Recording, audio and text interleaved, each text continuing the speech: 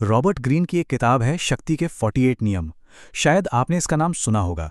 ये जितनी मशहूर है उतनी ही कह सकते हैं बदनाम भी। एक तरफ लोग इसे कामयाबी का ग्रंथ मानते हैं, तो दूसरी तरफ कुछ लोग इसे नैतिक रूप से बहुत खतरनाक समझते हैं। तो सवाल यही है कि ये 48 नियम आखिर हैं क्या? क्या ये वाकई सफलता तक पहुंचने की कोई सीढ़ी है, या फिर धोखाधड़ी और दूसरों को इस्तेमाल करने का एक खेल? चलिए आज इसी की परतों को खोल कर देखते हैं। देखिए, ये किताब कोई हवाई बातें नहीं करती। ये इतिहास के सबसे शातिर और शक्तिशाली लोगों, जैसे माकियावेली से लेकर संत जू तक की रणनीतियों का एक तरह से निचोड़ है। तो चलिए इस विवादास्पद दुनिया की सैर करते हैं और समझते हैं कि शक्ति का ये खेल असल में खेला कैसे जाता है। तो सबसे पहले ग्रीन का सबसे जरूरी सबक क्या है? वो कहते हैं, हमला करने से पहले अपना किला मजबूत करो। यह बिल्कुल शतरंज के खेल जैसा है, जहां राजा को सुरक्षित किए बिना जंग जीतना नामुमकिन है। इसका मतलब बिल्कुल साफ है। शक्ति का खेल अक्सर वो लोग नहीं जीतते जो सबसे ज्यादा शोर मचाते हैं, बल्कि वो जीतते हैं जो चुपचाप सब कुछ देखते और समझते हैं। यहां सबसे बड़ा हथियार आक्रामक होना नहीं, बल्कि हर वक्त चौकन्ना रहना है। हाँ, ये नियम तो शायद इस किताब का सबसे मशहूर नियम है। पर इसका मतलब सिर्फ चुप रहना नहीं है। नहीं, ये चुप्पी को एक हथियार बनाने की कला है। अब ये सुनने में थोड़ा अजीब लग सकता है ना, कि कम बोलना ताकत कैसे हो सकता है। पर जरा सोचिए, जब कोई कम बोलता है तो सामने वाला उस खामोशी से घबराकर खुद ही अपने राज ओगलने लगता है।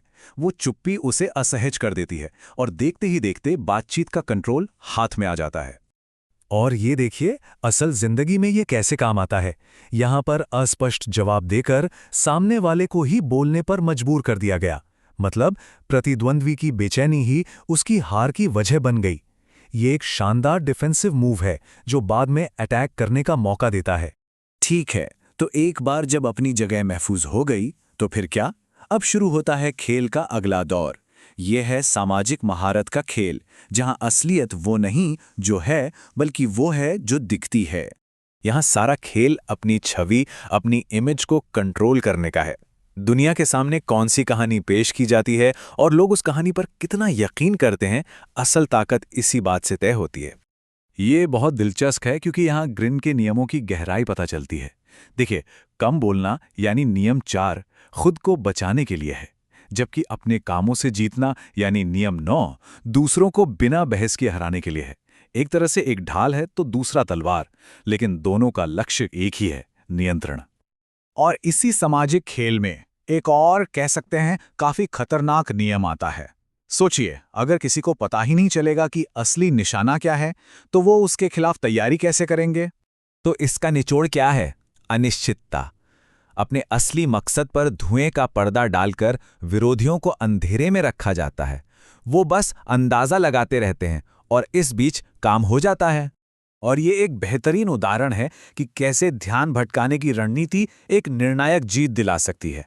जब तक सबकी नजरें घोषित लक्ष्य पर थीं, असली तख्तापलट पर्दे के पीछे हो चुका था।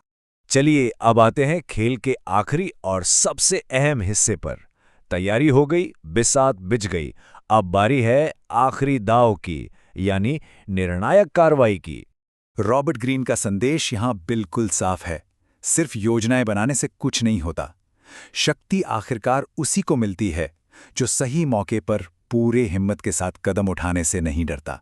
ये नियम सिर्फ हिम्मत दिखाने के बारे में नहीं है, ये उसके पीछे के मनोविज्ञान को समझने के बारे में है। हिम्मत और आत्मविश्वास ही आधे दुश्मनों को बिना लड़े पस्त कर देता है।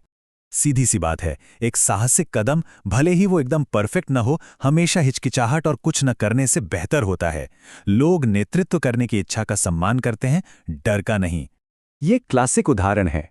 ये हमें सिखाता है कि हिम्मत सिर्फ एक गुण नहीं, एक सोची समझी रणनीति है। जब सब सोच विचार में फंसे हों, तो एक हिम्मत भरा कदम उठाने वाला ही लीडर बनकर उभरता है। मौके बनाए जाते हैं, उनका इंतजार नहीं किया जाता।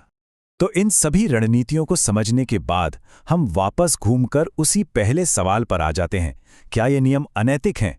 देखिए, ग्रिन कोई फैसला नहीं सुनाते, वो तो बस एक आईना दिखाते हैं कि दुनिया में शक्ति का खेल असल में काम कैसे करता है।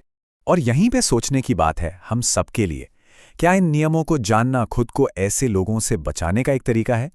या फिर खुद वैसा ही बन जाने का लालच? इसका इस्तेमाल एक ढाल की तरह करना है या तलवार की तरह, यह फैसला हमेशा हर किसी का अपना होता है।